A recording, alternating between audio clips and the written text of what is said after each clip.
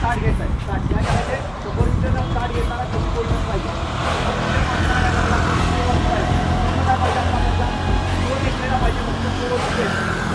Position घेत असताना काय करायचे, पोझिशन घेताना पहिल्यांदा उभं राहायचं, सरळ उभं राहिल्यानंतर हा पाय इकडं, त्यानंतर हा इकडं फिरवायचा आहे.